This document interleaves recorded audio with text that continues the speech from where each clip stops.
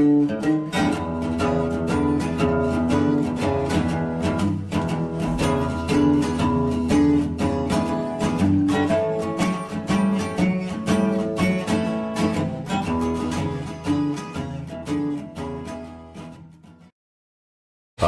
Stevenson, a Magic Number Video. I am here with MCA recording artist and of course blues great B.B. King. I'd like you to tell how you got the name B.B. and where you got your start in music from. Well, actually, for the kids that don't know, I'm from Mississippi. I was born outside of a little place called Indianola, Mississippi.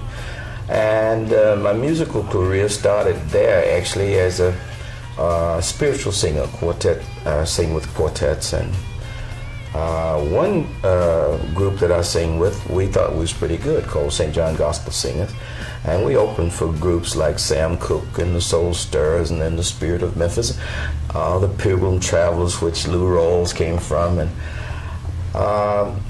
then I thought that we was good enough to really kind of get in the big time, because we was like an opening act then. So I left Indianola and went to Memphis. And when I got to Memphis, I got a job as a disc jockey. I still was playing a little bit, but I wasn't playing gospel then as I had been. So I started a little trio, and I would play live 15 minutes every day and spin records 55 minutes out of the hour. And I guess through the popularity of the radio, and that's how the name B.B. King came about, because they used to call me the Beale Street Blues Boy. Mm-hmm. And the people would write me and abbreviate the B.B., and so the B.B. is Blues Boy. Anyway, then I started recording. So after about 5 or 6 recordings, I was lucky to get one that was a big hit among black people at the time, called 3 O'Clock Blues, one of Lowell Fulsom's tunes. Then I made a record called The Thrill Is Gone and toured with the Rolling Stones and groups like that. And then we had what they call a crossover. Mm-hmm. And that led to, you know, the people that we play to today. What do you think about it? What do you feel about crossover? It's funny to hear that, you know, such the blues being such a black thing. Yes. And to think that now we've crossed over to our own thing. Well, that's a word that I guess I've been kind of learned to use, I guess. But one thing you like about it, you like that as long as you're able to play to people, that's the thing that's important to me, is being able to have an audience, being able to know that there are people that like what you do or your artistry. At one time I felt that it was dying out too fast, but today I feel that it's dying out as we've known it, but we still got... Do you mean black music? Yes, mm-hmm. Especially blues. Mm-hmm. Of course, now, don't misunderstand. We got so many talented people that are continuously creating. The music is being created, or shall we say, new ways to play. Old music is being created all the time.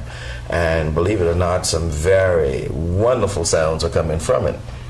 But I'm hoping, and it seemed to me that the hands on the clock will come on back to 12 again, you know, in other words. I'm hoping that it will revolve a bit back into the area of some of the music that I think that have been left behind. And this is, I think, a thing that is needed, because too far mechanical, we lose the feeling, I think, of the roots of it. And don't misunderstand me, even though a blues singer, I still can't play as I did in 48, because I don't feel like that now, 49. But I still want to have that feeling. I still want to hear that sound that leads back to those roots. Mm-hmm. And because we're hearing it now, don't misunderstand me. Even the most popular young people, like I was listening to Prince with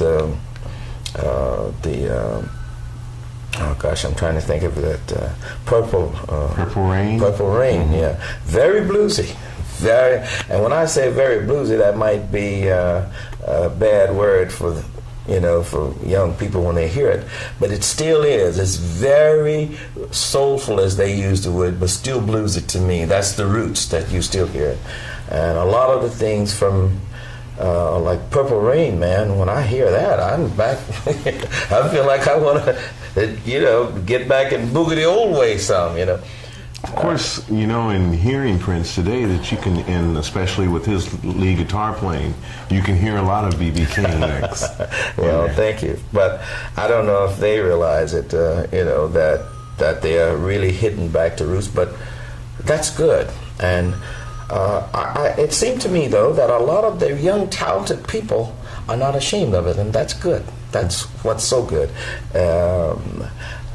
A lot of times people that's been in the blues field, we've felt somewhat neglected because only seem like the white kids that seem to dig what we do, and a lot of the young black kids have seemed to have been a little bit shy of, you know, allowing themselves, unless they was at the college level or something like that. Now I find that when we go to the colleges, a lot of times we find quite a few young black people that we used to did not see, but now we're starting to see them, and I'm very happy about that. Black music will be in the future.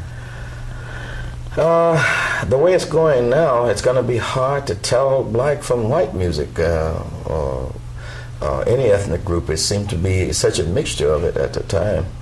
I think some parts of it is good, but it would be nice, I think, though, to be able to, you know, change from one station to another and at least expect to hear something different to one's taste at the time. I'm a record collector, but I'm very moody. Some days I might want to hear rock, some days soul, some days jazz, some gospel, and some days blues. So I don't necessarily want to hear it all in one thing, you know, but I like to know, even though I guess maybe I'm contradicting myself sometimes, because I'm often complaining about not being able to get blues records played like other type of records on the radio.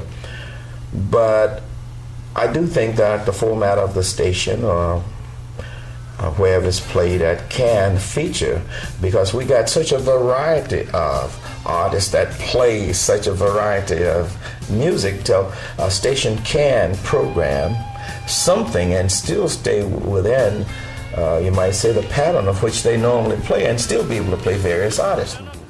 I think